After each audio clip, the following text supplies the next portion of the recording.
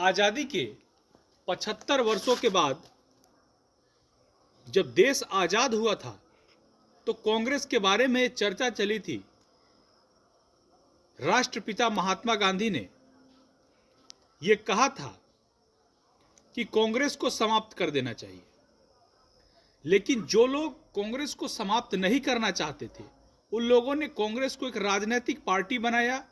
जो एक आज़ादी दिलाने वाली संगठन थी उसको राजनीतिक पार्टी में बदला, और राजनीतिक पार्टी में बदलने के बाद उसको 1947 के बाद जब 1952 में आम चुनाव हुआ तो लाजमी है उसको फ़ायदा हुआ और उसकी सरकार बहुत लंबे समय तक रही है।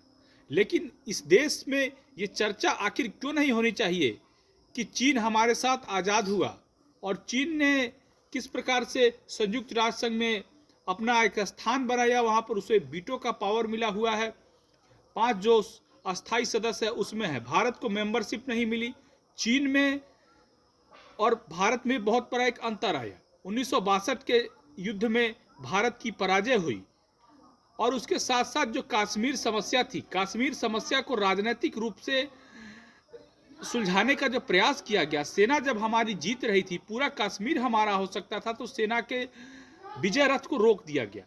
ये सब बातें हैं। और कांग्रेस पार्टी के बारे में बात होती है तो इस देश में आपातकाल थोपने का कार्य अगर किसी ने किया तो वो कांग्रेस पार्टी ने किया।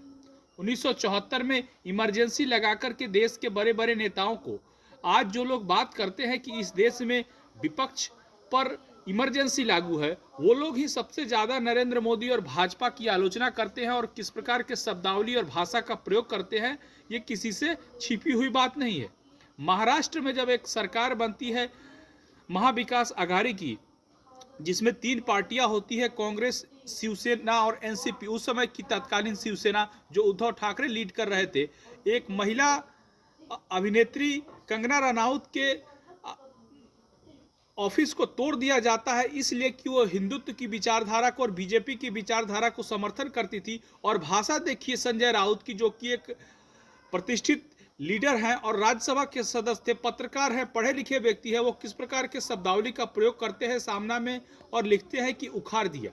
ये सोच है। रोहित रंजन को गिरफ्तार करने छत्तीसगढ़ से पुलिस चली आती है। भाजपा ने कितने पत्रकारों को गिरफ्तार करके जेल में डाला है या फिर कहीं से भी कानून का उल्लंघन किया है। आज जम्मू कश्मीर की जो समस्या है, कश्मीर समस्या इस देश में जिस प्रकार से कैंसर बनी हुई थी, उसको पूरी तरीके से समाप्त करने का काम किया गया। धारा 370, कश्मीर भारत का अभिन्न अंग है और एक एक भारतवासी इसके अपना हिस्सा मानते हैं और गर्व समझते हैं। लेकिन उस कश्मीर पर 2 रूल थे और भारत का संविधान वहां पर लागू नहीं हो पा रहा था।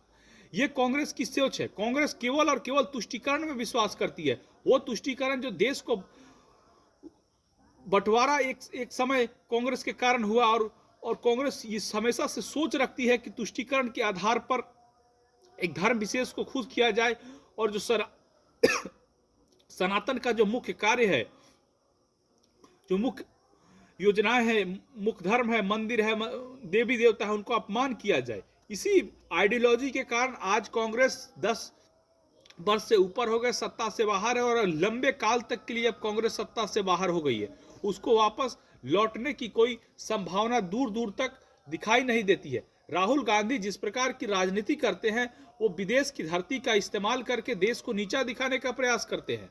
ये बात किसी से छिपी हुई नहीं है। अटल बिहारी वाजपेयी से उन्हें सीख लेनी चाहिए, महामानव स्वर्गीय अटल बिहारी वाजपेयी से, कि आप कैसे, उन्होंने कई मर्तबा पीवी नरसिम्हा राव सरकार के समय या फिर इंदिरा गांधी के सरकार के समय विपक्ष पे होते हुए भी सरकार का साथ दिया था और सरकार की भूरी भूरी प्रशंसा की थी।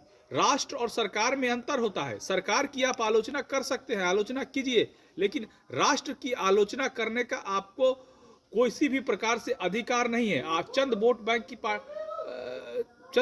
के लिए और सत्ता के प्राप्ति के लिए आप देश को नीचा दिखाते हैं, तो इस प्रकार की सोच को जनता मुंहतोड़ जवाब देगी और देती रहेगी।